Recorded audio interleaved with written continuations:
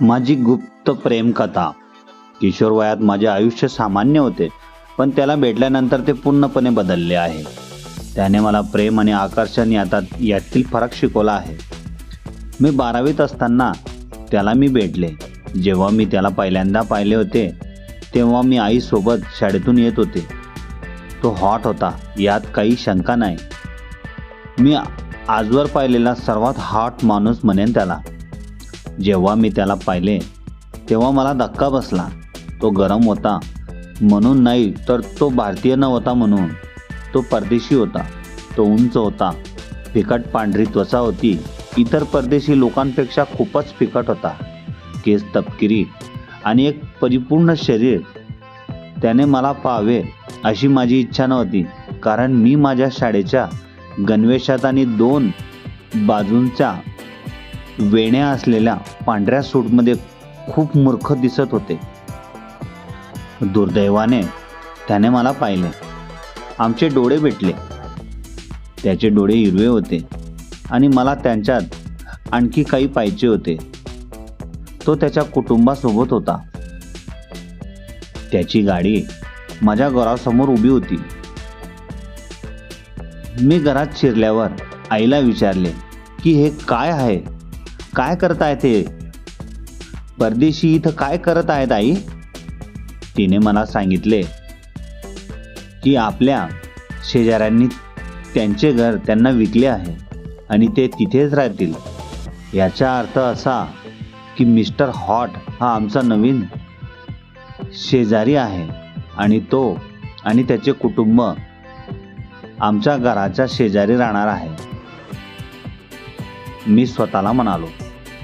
संध्याकाळी मी त्याचाच विचार करत होते. संध्याकाळी मी माझी मैत्रीण सानिया सोबत ट्युशनला जात होतो. मी त्याच्या घराकडे पाहिले. तो त्याचा बाल्कनीत होता. आमचे डोळे पुन्हा एकदा भेटले, पण यावेळी मला त्याचे डोळे निळे दिसले. कदाचित हा माझा गैरसमज असावा, मला वाटले. सानियाने मला त्याच्याबद्दल विचारले. तो आमचा नवीन शेजारी आहे आणि याशिवाय मला त्याच्याबद्दल काहीही माहिती नाही. मी तिला तसं सांगितले. ती देखील त्याच्याबद्दल खूप उत्सुक होती. सानियाच्या बाबतीत हे नवीन नाही. तिचा जवळजवळ प्रत्येक पुरुषावर क्रश आहे. ती पाहतेच तसे. सानिया दिसायलाही चांगली आहे. तिचा रंग गोरा आहे, थोडे गुबगुबीत शरीर आणि माझ्यापेक्षा काही इंच लहान आहे उंचीला. ती पूर्णपणे चॅटर बॉक्स आहे. जेव्हा मी ट्युशनवरून घरी परतले तेव्हा मी पाहिले की मिस्टर हॉटची आई माझ्या घरी होती. ती माझ्या आईशी बोलत होती. जेव्हा मी माझ्या घरात प्रवेश केला तेव्हा मी गोंधळलो होतो, कारण मला हे ठरवता येत नव्हते की मी त्याच्या आईला नमस्कार करण्यासाठी काय बोलू. नमस्कार काकू की नमस्ते. After all first impression is last impression. शेवटी मी नमस्ते आंटीच म्हणाले, कारण त्या भारतात होत्या आणि ही आपली संस्कृती आहे. तिने हसून आणि नमस्ते तिच्या उच्चारण्यात माझे स्वागत केले. ती निघून गेल्यावर मी माझ्या आईशी कसं बोलत होती हे मी समजून घेण्याचा प्रयत्न करत होते, कारण माझी आई इंग्रजीत नीट बोलू शकत नाही, पण ती इंग्रजी पूर्णपणे समजू शकते आणि ती परदेशी होती. माझ्या आईने मला सांगितले की तिचा नवीन मित्र म्हणजेच मिस्टर हॉटची आई गंभीरपणे माझी आई सहज मित्र बनवते तिला. म्हणाली, मुळात ते अमेरिकेचे आहेत, पण त्यांच्या नवऱ्याच्या नोकरीमुळे त्यांना देश सोडून दुसऱ्या देशात शिफ्ट व्हावे लागले.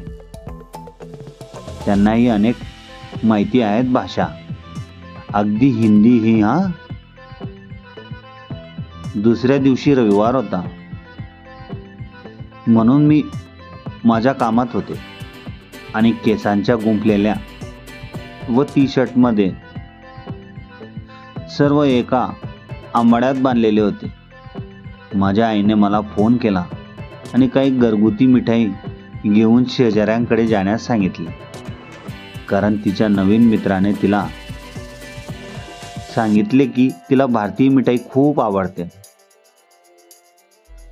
मला खूप आनंद झाला, कारण मला मिस्टर हॉटला भेटायचे होते. मी आळशी अस्वलासारखी पलंगावर पडून होते.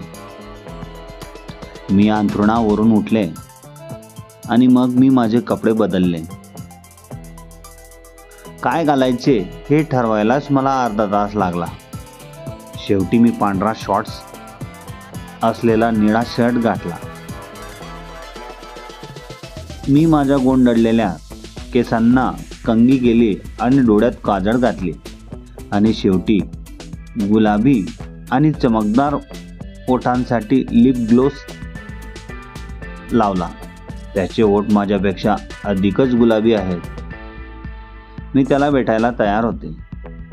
कथा छोटी आहे पण छान आहे.